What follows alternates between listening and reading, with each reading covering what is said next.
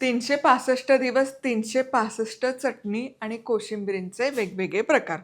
आता मला येऊन विचारायचं नाही की मधुरा रोज उठून तोंड लावण्यासाठी काय करू. नमस्कार, मी मधुरा. मधुराज रेसिपी फूडीमध्ये तुम्हा सर्वांचं खूप खूप खूप मनापासून स्वागत. करकरीत चॅनल आहे, पटकन सबस्क्राईब करा. तर इथे हे फ्रीजचे कंटेनर्स आहेत, आपलेच आहेत, मधुराज रेसिपीचे. पदार्थ एकतर फ्रीज ऑर्गनाईज छान राहतो आणि काय पण ठेवा याच्यामध्ये, मस्त असं ताजं तवानं टुमटुमीत तर राहतंय बघा. आणि फ्रीजही ऑर्गनाईज राहतो. मील प्रेपसाठी, मील प्लॅनिंगसाठी उत्तम आहे. मधुराज रेसिपी club.com वरून खरेदी करू शकता. आज करतोय आपण खमंग अशी पूड चटणी. चटणी म्हटलं की सगळ्यांना असं वाटतं फक्त तीळ शेंगदाणे अशी चटणी असली तरच चटणी. आहा, तिखट आंबट गोड चवीची ही चटणी आहे.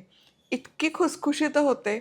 इडली, डोसा, घावणं, तुमचं आंबोळ्या याच्यासोबत म्हणजे ही चटणी घ्यायची, थोडं साजूक तूप घालायचं आणि काय लागते. म्हणजे रोजच्या जेवणामध्ये तुम्ही भातासोबत, तोंडलावणी म्हणून भाकरीसोबत, पोळीसोबत, भाजीसोबत घेऊच शकता. पण इडली, चटणी, डोसा, उत्तप्पा, आंबोळ्या रगडून खाऊ शकता.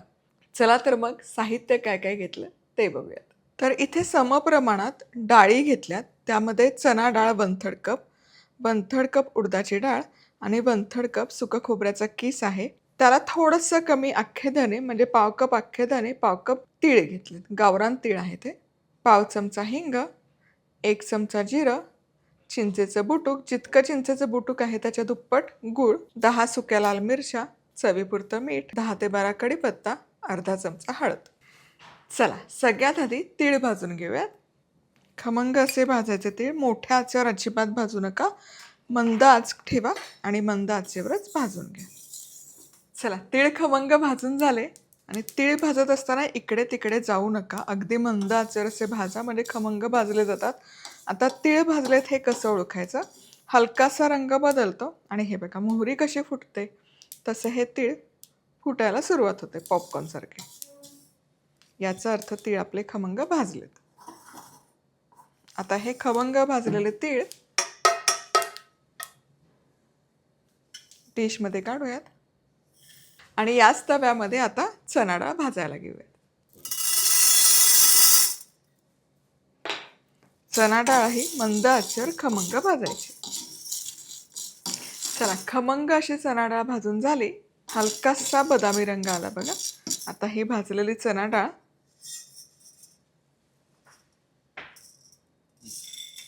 डिशमध्ये काढूयात आणि मध्ये हलकासा खड्डा करू म्हणजे गरम वाफ राहणार नाही. आणि आता उडदाची डाळ. या डाळी आहेत ना, ओलसर कापडाने हलक्याशा पुसून घेतल्यात. धुवून नाही घेतल्या. धुवून घ्यायच्या असतील तर रात्रभर सुकवून ठेवा. आता ही उडदाची डाळही हलकीशी बदामी रंग येईपर्यंत मंद आचेवर भाजून घ्यायची. आई, आज काय दिवसभर फक्त चटणाच का? एखाद दिवस काय हरकत आहे, नुसती चटणी आणि पोळी खाल्ली तर. काय वाटतं? चालतं एक दिवस. गट. चला, आता उडदाची डाळ भाजून झाली, काढूयात. बघा मस्त खमंग सुवास दरवळलाय आणि दिसतंय पण छान.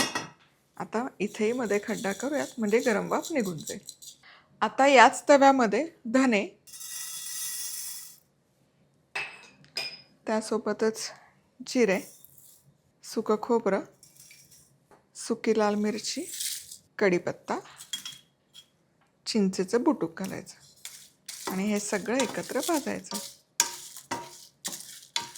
तव्यात जितकी उष्णता आहे त्यामध्ये हे छान खमंग असं भाजून जातं.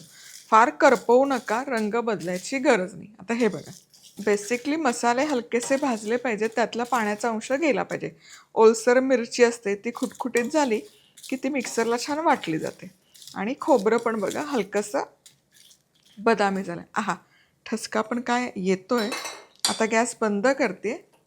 तव्याच्या मधोमध हिंग घालूयात, हळदही, म्हणजे हे देखील त्याला हलकीशी उष्णता लागून भाजले जातील. आहा हा, भाजलेल्या हळदीचा सुवास, वाह. आता हे मिसळूयात आणि या मिश्रणामध्ये या भाजलेल्या डाळी देखील मिसळूयात म्हणजे सगळं कसं एकजीव होईल. आणि यासोबतच हे तीळ जे आपण भाजून घेतलेत हे तीळही घालूयात. फक्त अर्धे तीळ आत्ता घाला, अर्धे आपण नंतर घालूयात आणि मिसळूयात. यासोबतच आता चवीपुरतं मीठ, गूळही घालायचं आणि मिसळायचं. काय सुंदर मिश्रण दिसतंय, वा बहारदार. आता हे मिश्रण हलकंसं थंड करूयात.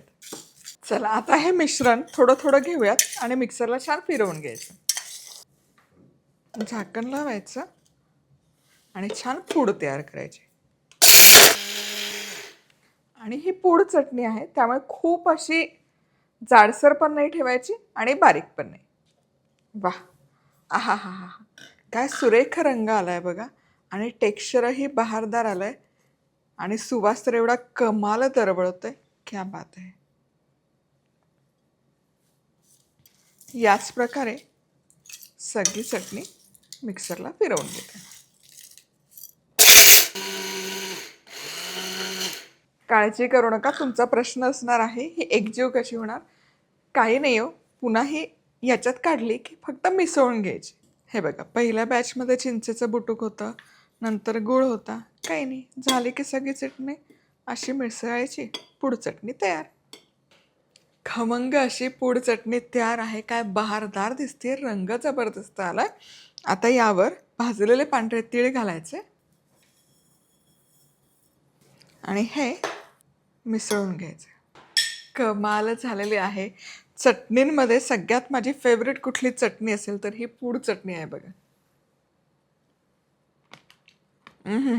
वा वा. आणि मला आहे ना, डोसा घावणं आंबोळी लागत नाही. मस्त गुरगुट्या भात, मऊ मऊ भात, खिमटी असेल तर खिमटी, पूड चटणी, साजूक तूप, दॅट्स इट. काय लागतं तुम्हाला सांगते. रेसिपी आवडली, लाईक कमेंट सबस्क्राईब. पुन्हा भेटूयात. तोवर मस्त राहा, खुश राहा, आनंदी राहा. सगळ्यात महत्त्वाचं खात राहा.